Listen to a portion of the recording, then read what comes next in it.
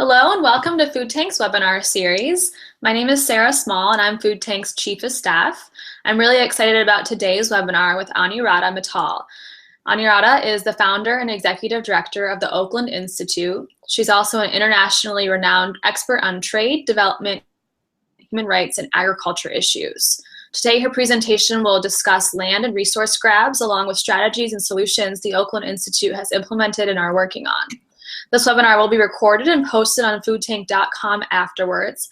You can also follow along and participate on Twitter using hashtag foodtank. Please also submit your questions. We'll have about 10 to 15 minutes at the end for a Q&A session. You can submit those in the chat box on your screen, on Twitter with hashtag foodtank, or email them to me, Sarah, S-A-R-A-H, @foodtank.com. So without further ado, Anuradha, it's wonderful to have you here and truly an honor. I'm excited to hear your presentation, and I'll give you the floor now. Thanks, Sarah. Thanks, everyone, for who's joined in. I am told that we have people from different time zones, so I won't say good morning, which it is for me here in Oakland, California. Thanks, Sarah, for that very kind introduction. Just a word about the Oakland Institute. We were started in 2004 with the idea of being an independent think tank to bring fresh ideas and bold action to the pressing issues so we could have fair debates, truly democratic participation in social, economic, environmental issues that impact our lives.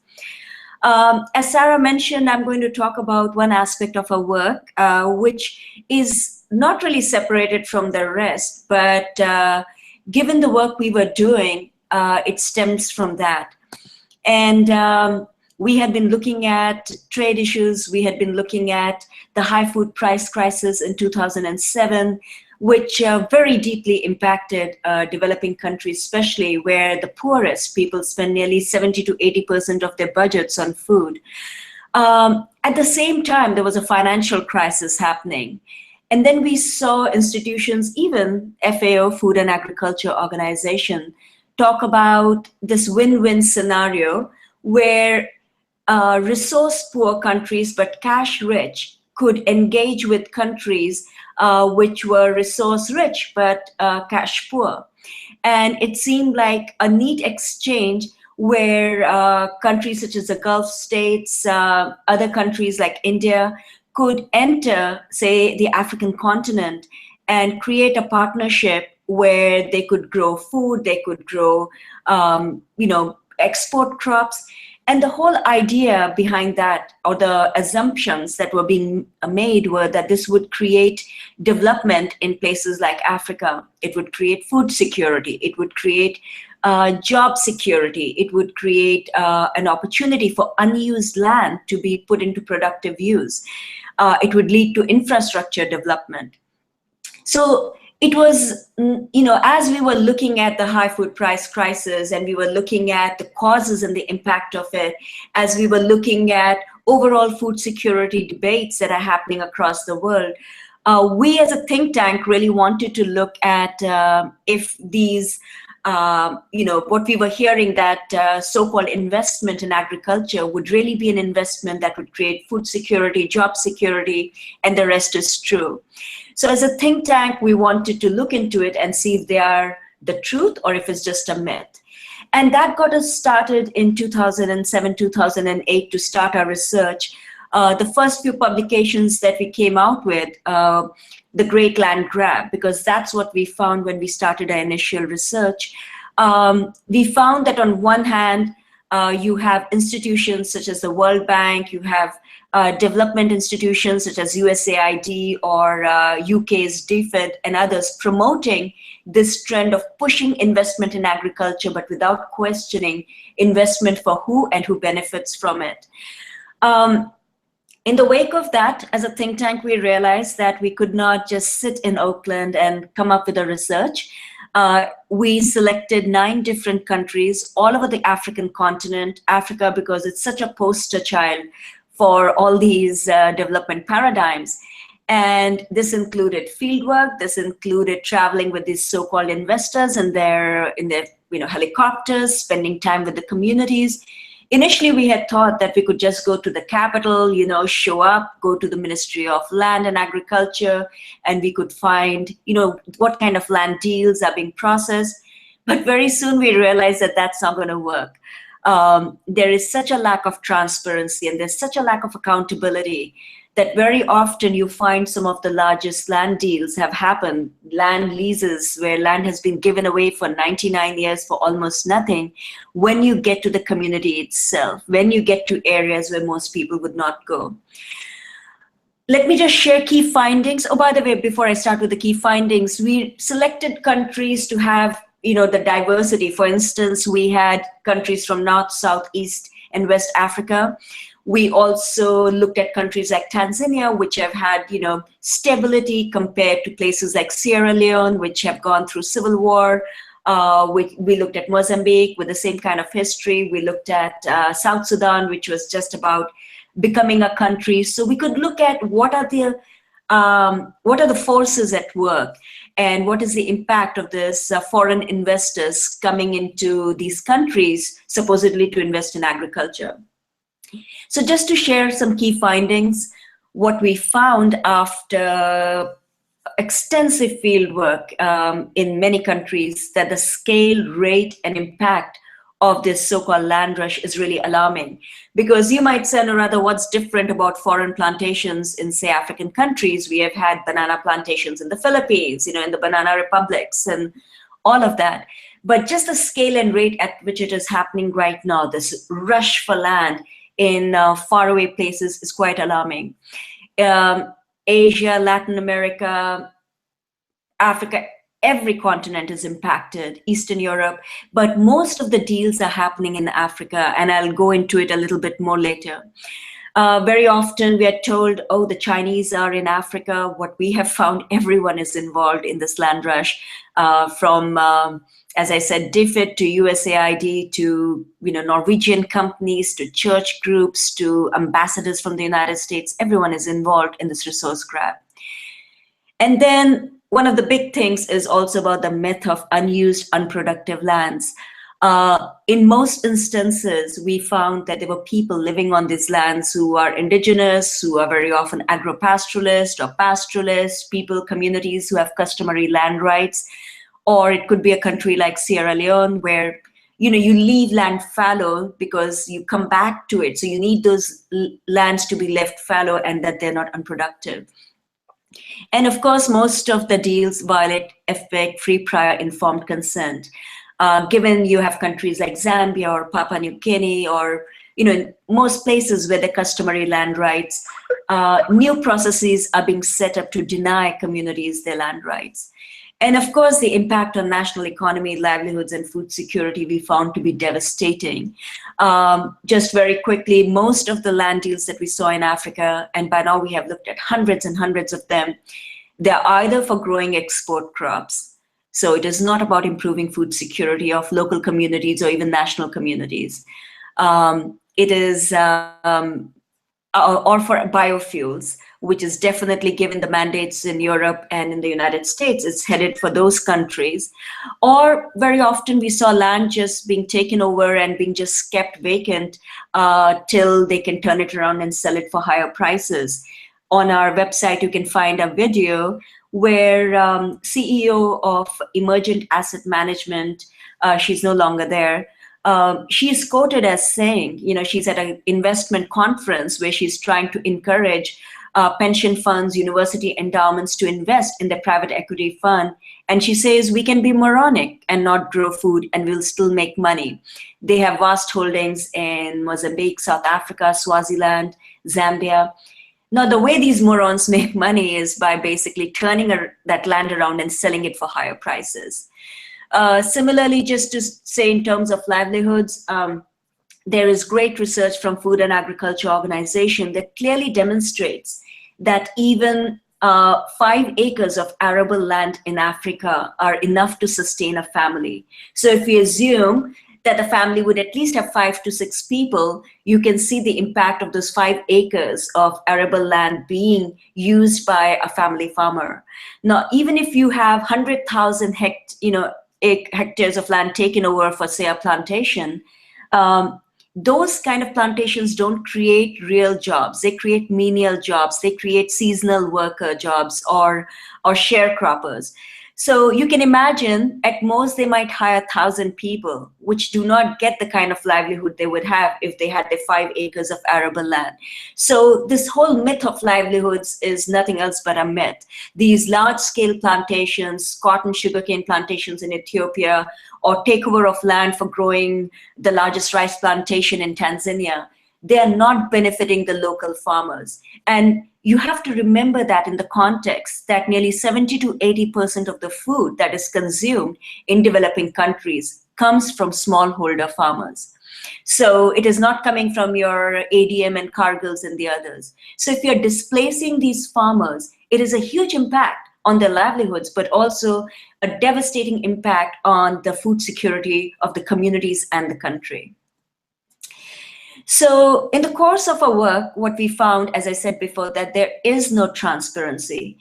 We were shocked that the communities have been told suddenly one day that you have to move out, you're being displaced, whether it was Mozambique or whether it was Ethiopia, whether it was Tanzania, but they have never seen any contracts. They have been told that the jobs will come, they've been told all kind of benefits will come, but there's nothing on paper. And in the course of our work, we were able to find a lot of, these contracts and documents, which are quite stunning when you look at what the national governments are giving away to these investors and basically for nothing.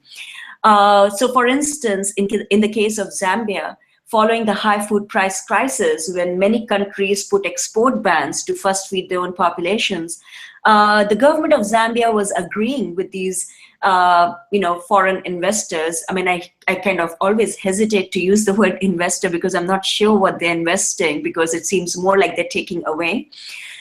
That even if there were food shortages, that, for example, Chetan Atlas could actually export, and majority of the foods, 80% of the foods that were grown and were produced and were being kept in a country like Zambia, even if there were food shortages. So they actually have these contracts signed. Or we found a contract which involved a US investor from Iowa, Agrisol, which was asking the Tanzanian government to change their laws so they could grow GMO corn for ethanol.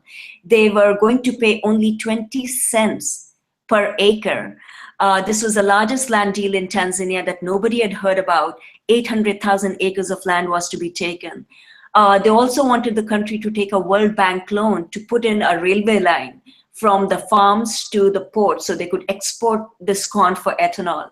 And when I met with them and I asked them if they had to promise a certain number of jobs to the Tanzanian government because they were going to give so much to Agrisol, their CEO laughed and said that the government is very understanding. They understand that given the skill set we would need South Africans. And then paused, looked at me, and then said white South Africans. So what we were able to do is to put out these contracts and hand them over to the communities, make them public. It was like the Dracula, which needed to be dragged out into the sunlight, and then it had no place to hide and run. It was quite incredible because suddenly it was not about the word of the investor who's promising to bring schools and hospitals and jobs versus the word of the community. It was really the word of the so-called investor versus their own damn documents. So what the truth is.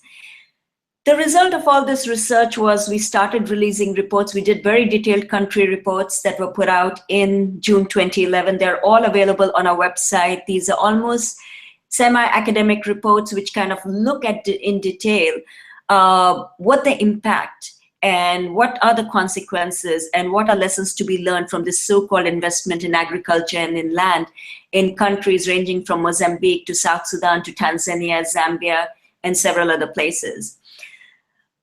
Along with that, we realized that we needed to focus on a communication strategy because, again, as I said before, very often people think that it is the Chinese or the Malaysian or the Indians who are taking over and colonizing resources of places like Africa. What we were stunned by was that everyone is involved, including United States universities, including Harvard University, Vanderbilt. Many more are involved, but it is very difficult to find out since the universities will not make available the information of where they're investing, which had a pretty dramatic result because it started reframing the debate. When I started, I said that even FAO was saying that we needed to see it as a win-win strategy. It could be a new development paradigm. But the research that we started producing, which was really putting forward facts and figures from the ground, but at the same time, the stories and struggles of the communities who are losing their rivers, their forests, their lands, their livelihoods, a future for their children, it started reframing the debate, where even Kofi Annan, after the release of her reports, basically came out to say that it is neither just nor sustainable for farmland to be taken away from communities in this way, not for food to be exported when there is hunger on the doorstep. Local people will not stand for this abuse, and neither should we.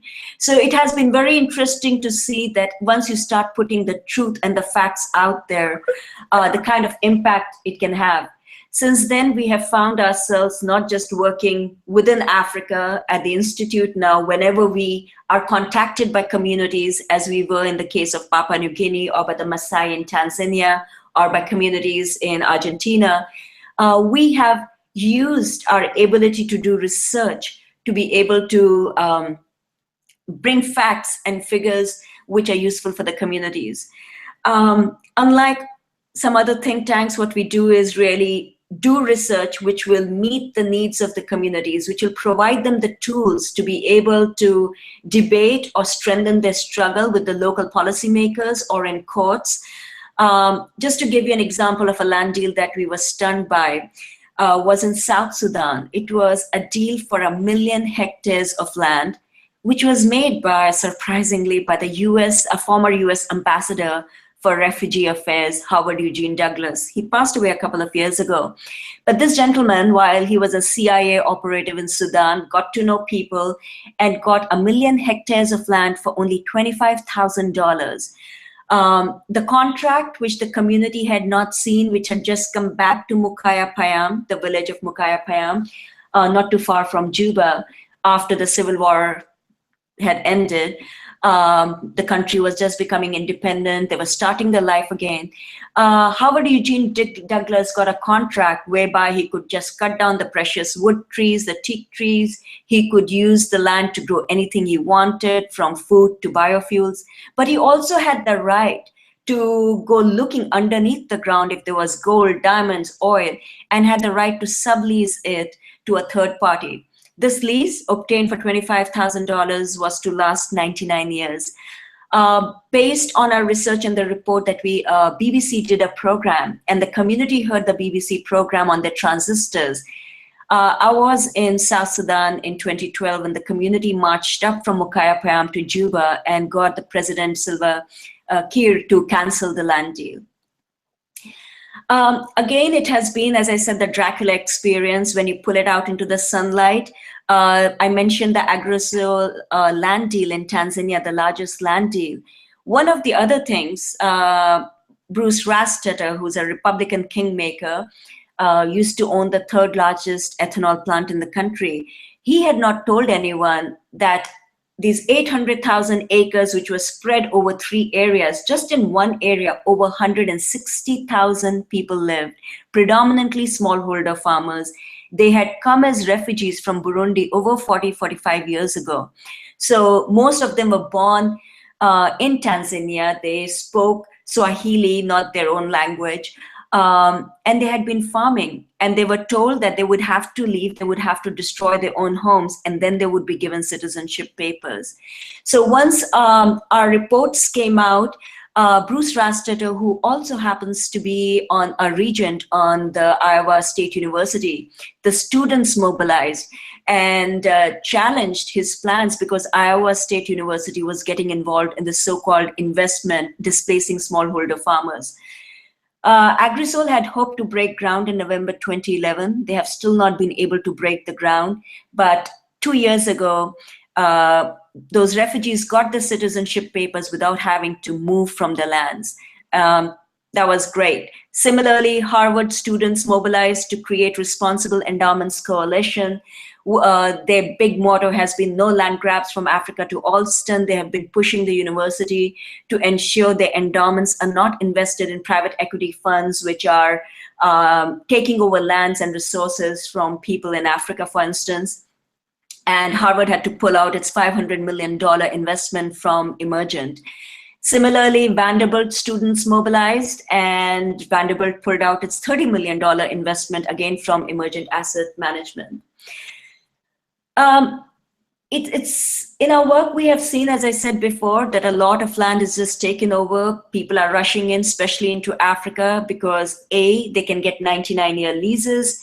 The prices of land are anywhere from 20 cents per acre going up to, at most, we have seen $3-4. Now, this is the quality of land. You are seeing right now Heracles palm oil plantation started with New York-based Heracles companies linked to Blackstone, which went to Cameroon, got a 99-year lease for 78,000 hectares of land. They were going to cut down the world's second largest rainforest to create this palm oil forest. To the investors, they were boasting that the quality of land, for which they're paying almost nothing, if they went to Malaysia and Indonesia, they would have to pay at least $7,000 to $8,000 per hectare. But in this case, they were paying just $2-3 per hectare. This is a quality of land for which in the Midwest you would pay anywhere from $14,000 to $16,000 per hectare, or in UK, $26,000 per hectare. So there's a real rush for Africa because you can get a 99-year lease where you pay just 20 cents per hectare per year. And then, of course, it's they are breeding corruption. In case of Heracles, we were able to show how a US-based company was violating the Foreign Corrupt Practices Act by meddling in the local governments, by paying people off and bribing people. The result of that was the deal was of 78,000 was reduced to some 19,000 hectares. Instead of 99-year lease, it was reduced to 3-year lease. And it's coming up for review this year, and we are getting ready to look at the impact, because the communities still do not want that palm oil plantation, which is not giving them jobs, which has been destroying their forest, taking over their farmland. But most important, what we have seen over the last 3 years happen, not a single palm oil seedling has been planted. Instead, it seems more like a logging company which has been illegally cutting off the trees, which have been sent to China for illegal timber trade. In the course of our work, I mentioned Ethiopia. We have become very, very closely involved. Ethiopia is a country where the government boasts that it has some 11 million hectares of land to give away. Just in Lower Omo and in the Gambela region, their plans would displace, and have already displaced, nearly 1.5 million people. These are predominantly indigenous people, agro-pastoralists. In the case of Gambela, these are the Anuaks. In the case of Lower Omo, we are talking about the Bodis, the Mursis. And the worst thing is the kind of human rights violations we're seeing in Ethiopia. In a country where there is no free media, there is independent media, there is no independent civil society, these people are being forcibly displaced, tortured, intimidated, arbitrary detention. And as one of the people told us, land grab is really becoming a life grab for us. In the course of our work, it is not just about doing research and providing facts from the ground. We have seen and highlighted the role of the donor countries, because very often Papua New Guinea, Ethiopia seem very far away. But this is really the result of what's happening in our own backyard. So for instance, in the case of Ethiopia, we have hammered away at the fact that the United States, which is the closest ally of Ethiopia in Africa. Ethiopia is our ally in the war on terrorism, which continues to do our dirty work in Somalia and South Sudan. We need to challenge development aid, which has been clearly linked to this forced displacement of people in the name of development in Ethiopia.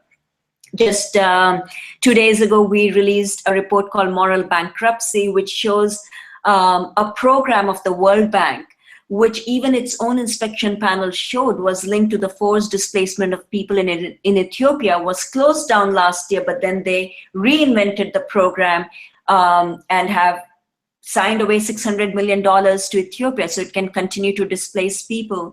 So we are kind of, this is a strategy where we are looking at not just the so-called investors or the local or national governments, but we have to look at the international actors that are driving this development paradigm, which is really not bringing development. It might enrich a few, but the majority of the people, the most marginalized, are the ones who are suffering. No, I started my talk by saying that we are a think tank, but in the course of this work, we have found ourselves turning into an activist think tank.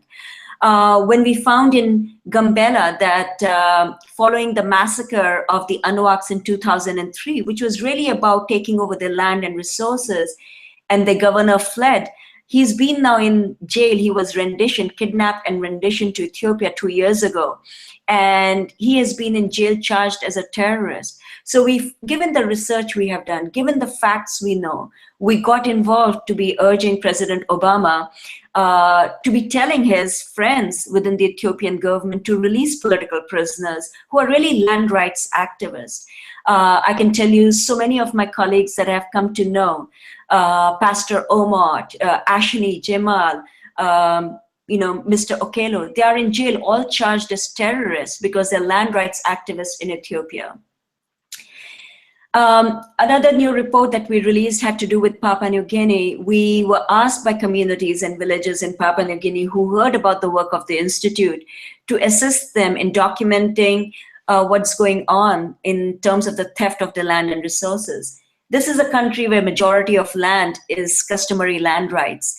And it was very interesting. On one hand, in 2013, we documented how most of the land deals within Papua New Guinea, nearly 5 million hectares of land, are illegal.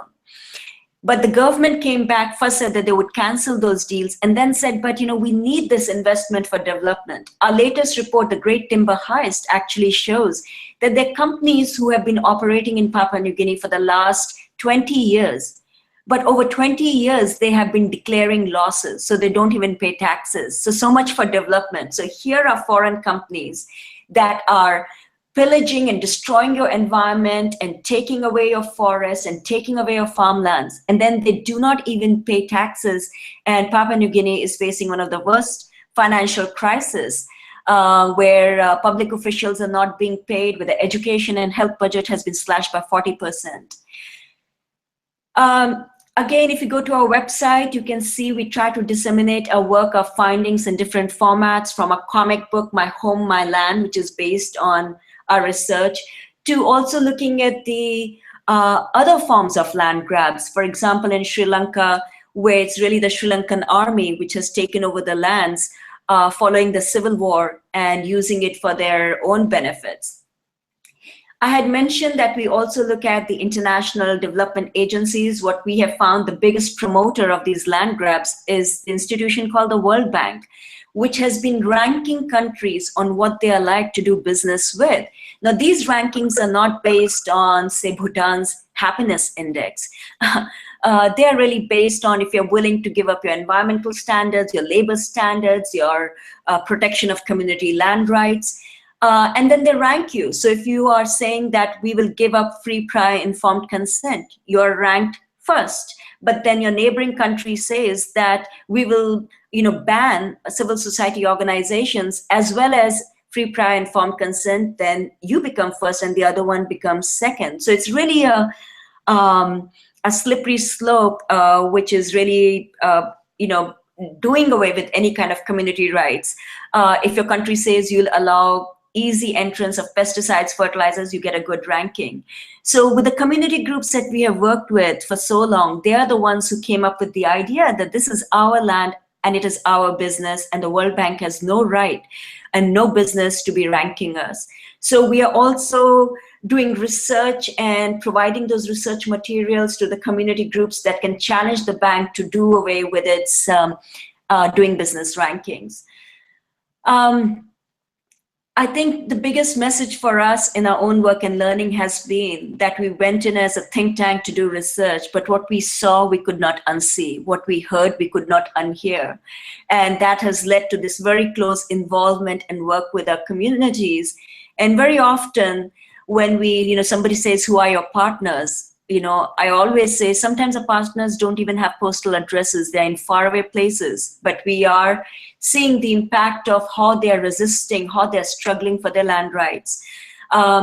In a couple of years ago, we were able to bring different communities all over Sierra Leone who were impacted by land grabs to come together and share their experiences and come up with strategies. And they created ALAT, which has now become the national watchdog organization to ensure transparency and accountability. And so they're struggling as a fist rather than their own individual struggles. At the end, I would say we all know that agroecological solutions and local food systems are central to transitioning to a sustainable future.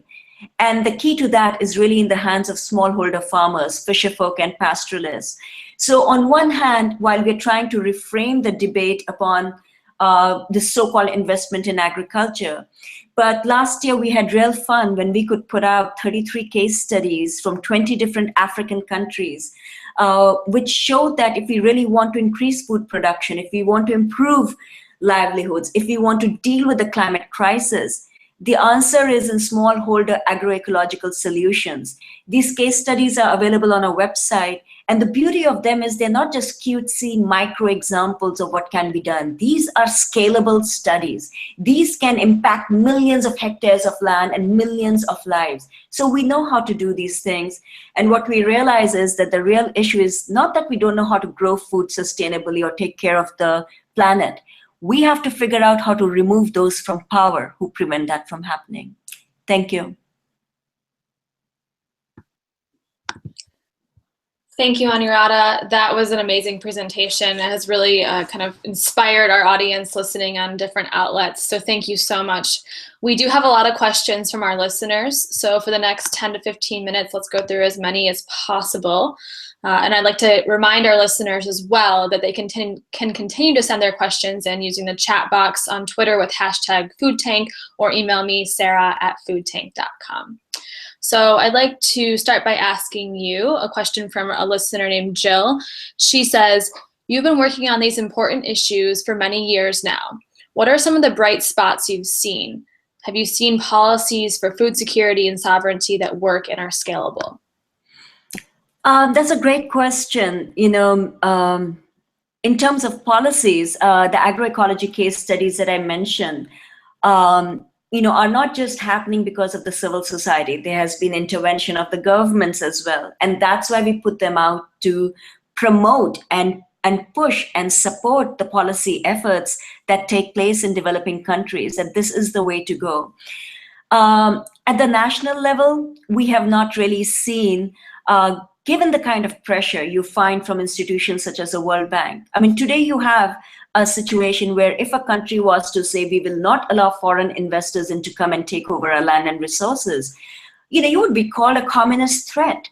Your access to credit and loans from the bank would be taken away.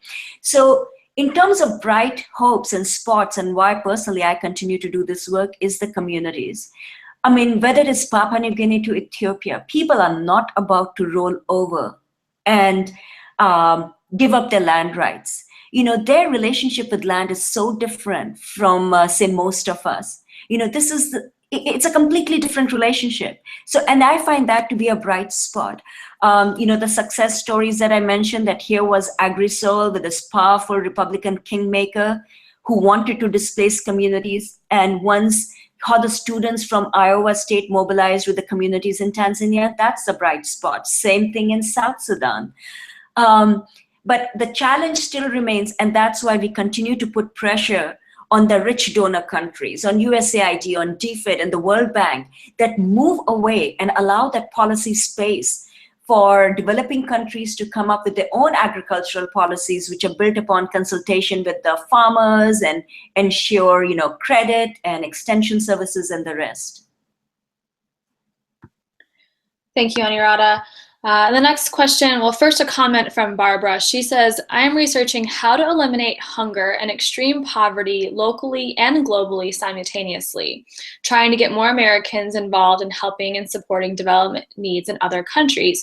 Yet we too have hunger and poverty. And she writes she's concerned on how to avoid similar problems. Mhm. And then a question from Matt that I think is very related, which is that journalist Frederick Kaufman wrote an article about the water grabs from the Nile in Ethiopia, inspired by research by the Oakland Institute. He said the response in America has been muted, and his editors said that articles about Africa, and particularly hunger in Africa, don't attract eyeballs. He's seeing the sad truth of that statement. So in your opinion, why is this?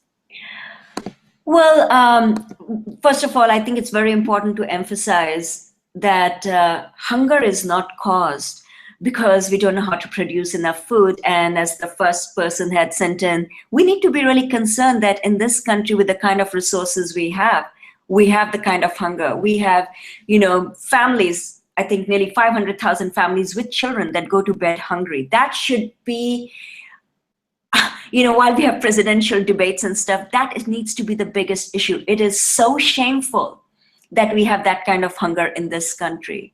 But it also helps us understand that hunger is a result of political processes. It is because people don't have living wage jobs. It is because people don't have jobs with dignity in this country. It's because people are being denied their land rights and their livelihoods in developing countries. So it is very interconnected.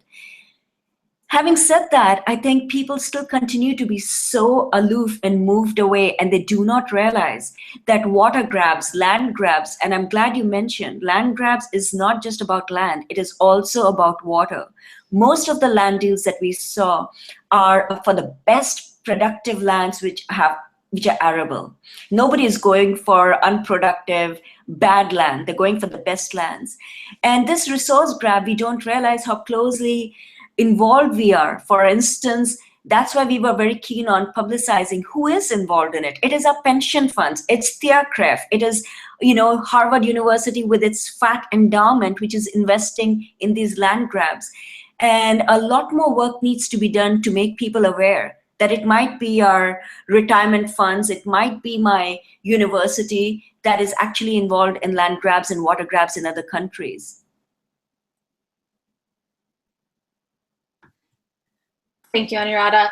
And the next question comes from Joe, and he says, can you speak about how land grabs and agricultural policy may play into this year's US presidential election, and especially in light of a recent Huffington Post article titled, "The Presidential Candidates Seriously Don't Seem to Care About Our Food Policy"?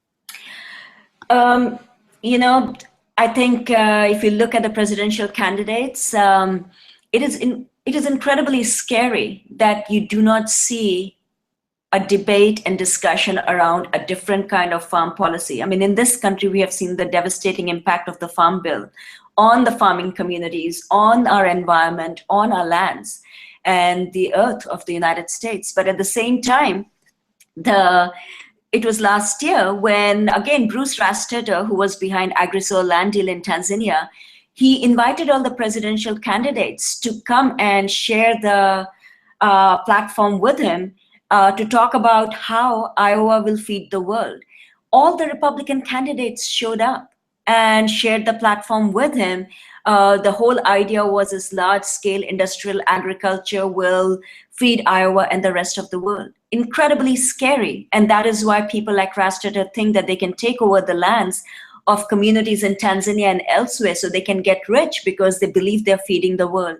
So a lot more work definitely has to be done. We know we have a very, very poor farming and agricultural system in this country. We have a system which has displaced, which is not working for the family farmers in this country, which has destroyed our topsoil, our groundwater, is poisoning our bodies in the environment. And this is the model of agriculture that we want to export to the rest of the world in the midst of the climate crisis. So it is a food system which is upside down and backwards and needs to be fixed. Thanks, Anuradha. And you mentioned some examples of agroecological solutions, and there being some case studies also on the Oakland Institute website. Our listener, Peter, has a question related to that, which is, there is a need for land tenure reform, given the conflicting and overlapping traditional and modern systems, but how to reform to support small-scale farming and agroecology? I would not necessarily agree with that because we are assuming the only way we can do things is the way we do in the West of private property, my land title. As I mentioned, there are cultures and countries where customary land rights have existed. People have a right to that land, and it's really problematic if you suddenly start titling an acre or whatever to every woman and man. Because what happens then is that in the absence of real support, whether it's credit or extension services, when your child is sick, it becomes very easy for that land to be sold. So this is customary land rights which need to be strengthened, whether it is a place like Zambia or whether it's Papua New Guinea. They need to be respected along with an agricultural model where, like, minister in Papua New Guinea told us that we really need to change the mindset of the people in the country. And we were like, what kind of mindset change are you talking about? And he said, they need to not be so attached to the land so they can give it away so palm oil plantations can come in and they'll bring development. A Ministry of Agriculture was really in the business of getting people out of agriculture instead of supporting the smallholder farmers to stay in agriculture and continue with their biodiversity and this vibrant agriculture that they have in Papua New Guinea. So I would be a little cautious of these top-down Western solutions. Land tenure in some places might work, but it's not going to be the answer for all places. We have to respect and understand the commons and customary land rights. Thank you. The next question comes from Kiara. She writes, a lot of misinformation reaches the international audiences on these issues, not necessarily intentionally, but because of the mismatching messages sourced by and from different channels. How can we coordinate a more coherent effort to educate the public around the world? I think there are some wonderful organizations doing excellent work around these issues. In addition to the resources that I mentioned that are available on our website. And I will very proudly say that, you might not like what you read or see in our research, but you can't poke a hole through it. We have taken on some very, very, big so-called investors who have lost millions of dollars. The fact we have never had a lawsuit is because there's nothing they can challenge us on. As I said before, it is what they say versus their own documents. Then there are other groups such as Grain, which is doing, again, very excellent work. Check out their resources. They are at the community level, you'll also find groups, and through our website, you can learn about green scenery in Sierra Leone, or Act Now in Papua New Guinea. So again, the hopeful bright spot is that the communities are getting organized. They have their own organizations at local level. There's SAFE in Cameroon. So there's amazing work happening. And I think what we have to do is really the challenge is on us to get informed and educated, because as I said, we are not too far away from what's happening in Cameroon, Papua New Guinea. People that we have control over, banks and institutions that we have more control over than these individuals and these communities. So we have a responsibility here. That's wonderful, Anuradha, and I think maybe we can just expand on that as we are running out of time. And so the last question, maybe you can just build on some of the examples and other resources that you just mentioned. The question is, what can our food tank readers do to get involved in the issue of land grabs and make a difference? So in other words, maybe what are a few things that you do in your life that you think are good habits and others can follow as well? Well, quick things. You will learn of actions and things you can do if you are on our Facebook or Twitter. You can take action. Sometimes when it was people who signed the petition to President Obama, that helps a lot. Find out where, if you have your university, where its endowment is invested, form a group of students, talk about these issues if you go to a church or a temple or wherever, or your community group, talk about these issues because very often people don't know about them. Check out the resources. As I said, a lot of these investors are based in our part of the world, so we can take more action. We can, from Norway to United States to other places in Europe. So there's a lot that can be done. But I would say get informed, share the information, and from these groups, you will say very often, take action, and please do when you see that. Thank you, Anuradha. It was truly a pleasure to have you today. Unfortunately, we have run out of time, but I want to give a really big thank you to you and let you know it was an honor to have you. And we at Food Tank think the work that you and the Oakland Institute is doing is truly amazing. Thank you to all of our listeners as well for sending in their questions and making this discussion more interactive. I just want to have one announcement before we wrap up, which is that Food Tank is hosting our next webinar on Tuesday, April 5th. With Simran Sethi. She'll be discussing, the topic of her presentation will be Saving by Savoring, the delicious reclamation of foods we love.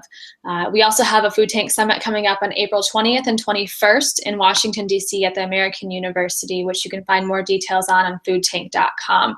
Again, this recording will be posted today, later on foodtank.com as well, if you'd like to listen or missed any parts of Anuradha's presentation. Thank you again so much for joining us and have a great rest of your day. Thanks.